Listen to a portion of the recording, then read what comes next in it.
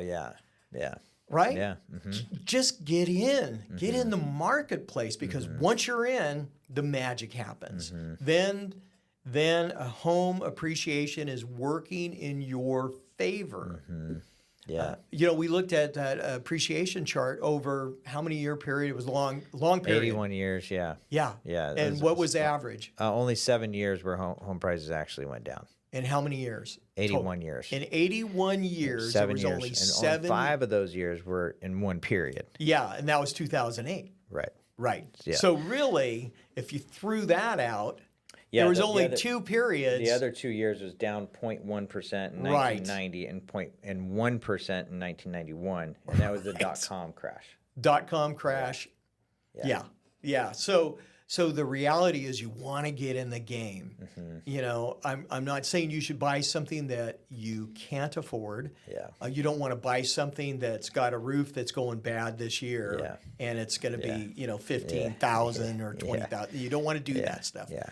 But a good realtor will help walk you through it along with a lender, because there's this is what happens. You get an inspection and the roof's bad. Well, they didn't think the roof was bad. Well, all of a sudden that report goes to the seller, and the seller has to live with that report for the next potential buyer that comes along. Yeah. Right? Yeah. You can't hide it. It's a material fact. Yeah. It has to be disclosed. Yeah. So, the seller goes, well, bird in the bush is, I don't want to start over. Right. Usually they don't want to start over. Bird in the bush, and so, you work something out into your favor. Yeah. Right? Totally true. Absolutely. Yeah, we see that a lot. Yep.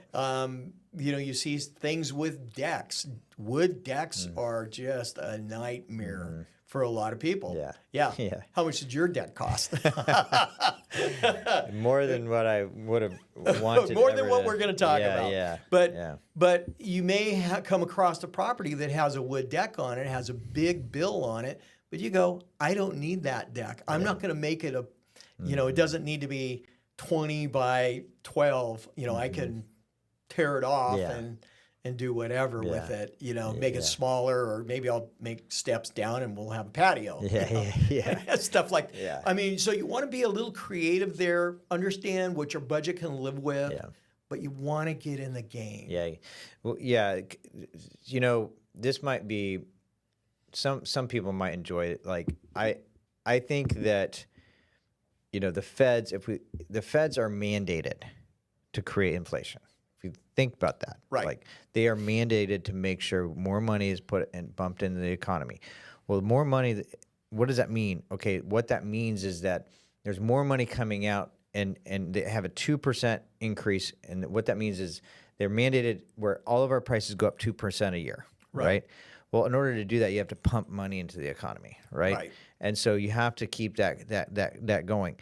That 2% comes out to higher wages. They just increased the minimum wage for restaurants to $20 an hour. Right. Minimum wage continues to go up, so income continues to increase. Right.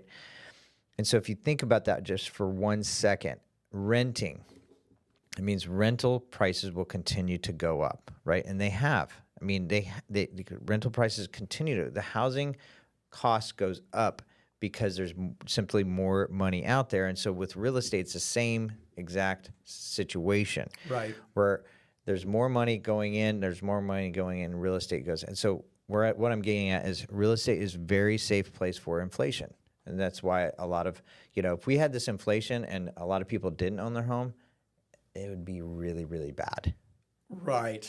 If homeownership wasn't at 60%, and let's say homeownership was at 20 or 30%, it'd be very bad for a lot of people, because their rent would be going up, right? Right. And their wages, weren't keeping up with it, although their wages are increasing. So like in 2005, the feds said, hey, we need to help affordability.